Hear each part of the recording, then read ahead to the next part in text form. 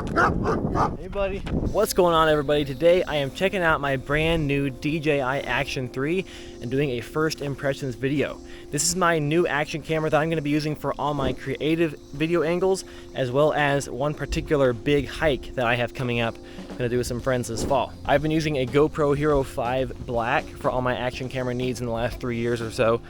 And it's worked out really well, but the stabilization isn't great on those GoPros, the 4, 5, and 6 kind of era. So this camera, I can already tell, has much better stabilization. We'll check that out a little bit later on. It can also record 4K up to 120 frames per second, which I'm excited to be able to get that high resolution slow motion, because actually none of my current cameras can record high frame rate in 4K. So this is pretty cool. This is a top of the line action camera, and there's been a lot of scuttlebutt on the internet about if it's good or not.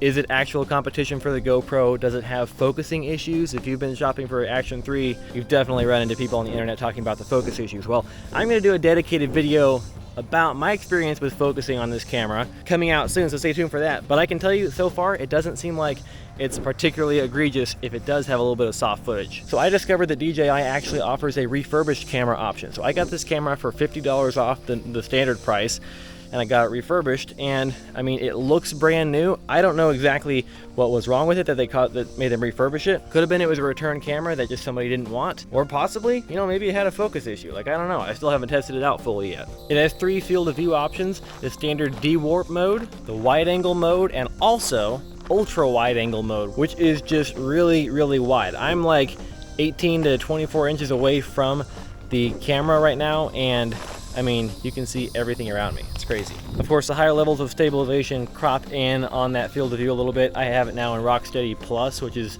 better stabilization. The other was just RockSteady. Even so, I mean, obviously, still a really wide angle.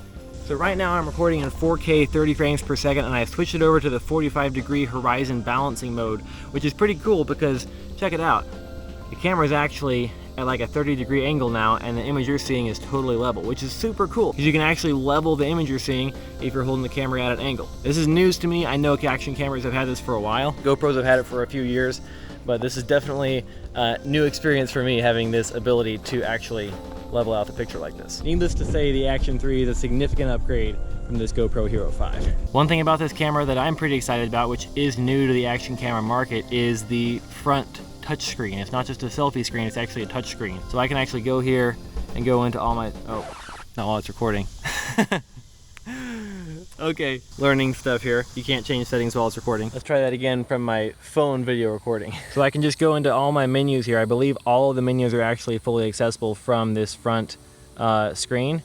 And first impressions are the front touchscreen isn't quite as responsive as the back one. A little bit of difficulty getting to scroll through here.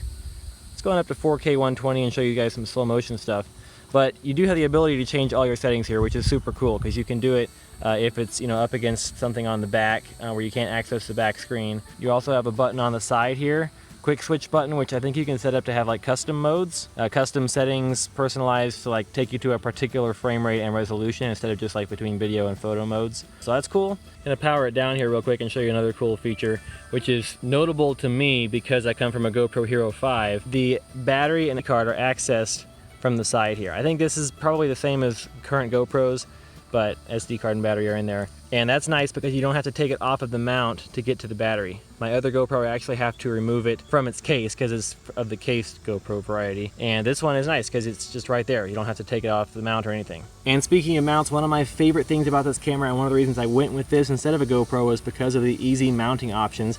It has this cool quick release magnetic mount. And I know I'm not telling you anything new if you've been shopping DJI action cameras. This isn't even new for this camera. They came out with it on the Action 2, but it is super cool. I mean, this is one of my favorite features about it. So it's pretty secure. Like, I'm pulling with a good bit of force here and it's not going to pop off. The way it actually releases is you squeeze on these tabs right here, and then that actually, so it clips in with a solid purchase, not just the magnet. So you snap it on here and it snaps right on. I do notice there's a little bit of play in the mount, so it doesn't hold it completely securely. It's not like it's going to fall off, but it does have the ability to kind of rotate back and forth. I thought that might get picked up in the audio if you're shaking it around. Maybe it would, but I'm not really noticing it in the audio so far.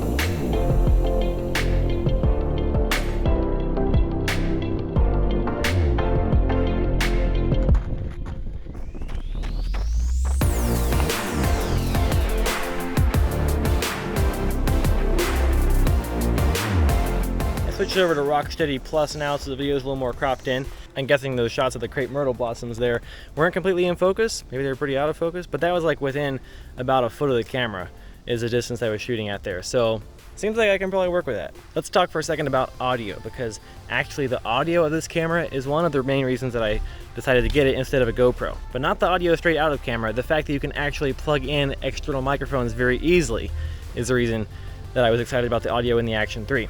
With a GoPro, you need a special media mod to be able to plug in any kind of external microphone. But that being said, the internal microphones in this camera, I don't know, I feel like they aren't too bad so far. At least they're better than my GoPro Hero 5 that I was working with before. Here's what the audio sounds like in the Action 3, and here's what the audio sounds like in the GoPro Hero 5 Black. Action 3, Hero 5 Black. There's kind of a lot of background noise going on. So another big selling point of this camera that people say is way better than GoPro is the battery life. And so after being out here about half an hour shooting, switching frame rates, doing some 2-minute running clips and things like that, just general shooting needs, I think I started with about 80% battery, 85%, something like that, and I'm now down to 56%. So I don't know, that seems a little bit faster depletion than I was expecting, but also, like I said, this is a refurbished camera, so maybe the battery life isn't quite as good. But you know, half an hour, 30% per half hour, that gives you a good 90 minutes to 2 hours of videoing. So I mean, that seems pretty decent, probably about what I would expect. So I'm going for a little run here because I need the exercise, but also I want to test out stabilization on this camera. I have it on RockSteady Plus with horizon balancing. So I'm moving this camera, angling it side to side, I assume keeping that horizon level. As somebody coming from a pre-hyper smooth GoPro Hero 5 Black, this level of stabilization, mind-blowing. As you can probably hear, audio quality not so stellar in the wind like this, but that just kind of comes with the territory of action cameras, and I knew that coming in. We do have our stick for warding off these guys.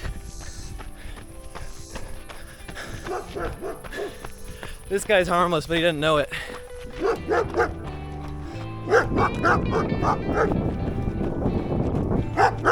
Hey buddy.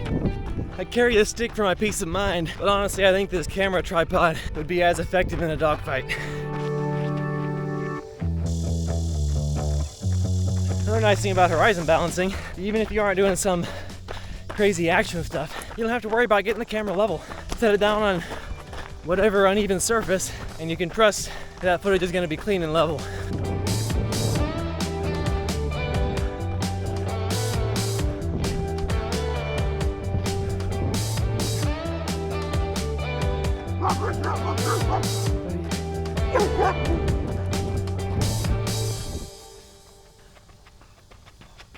So as I alluded to, there were a couple of reasons I decided to go with the Action 3 instead of a GoPro 10 or 11.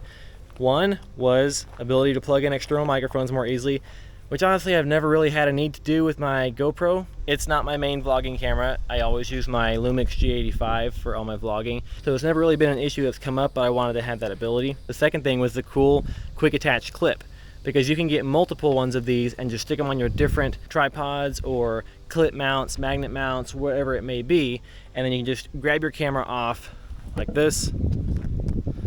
Boom, camera's by itself, I got the tripod in hand, and very easily go clip it onto your other tripod or whatever it may be. I only have the one clip right now. Actually, DJI was back ordered on these clips, but I'm gonna go ahead and get an aftermarket one on Amazon. I'll link below the one that I end up getting, which should do just as well. And the third reason I decided to go with the DJI was the price. Like I said, I got this one refurbished and it was only 280 bucks versus a GoPro Hero 11, which would be, I think, minimum 350 bucks. And a Hero 10 you can get new for about 300 to 350, something like that, depends on what deals they're running. And you might be able to get one of those refurbished too. Maybe the price is comparable when you're talking about a Hero 10, but because of those other two features, I just kind of wanted to get the DJI. So like anything, at the end of the day, it came down to just getting what I wanted to get. So far, I'm pretty happy with it, but I will be testing this out a whole bunch more, and I know of at least 2 or 3 videos I will be making in the future on this camera, so stay tuned for those if you want some more information about what I think about the DJI Action 3. Hope you guys have enjoyed this first impressions video. I am literally learning about the camera as I'm talking to you about it. Hope you found this video helpful and enjoyable, and I will see you guys next time.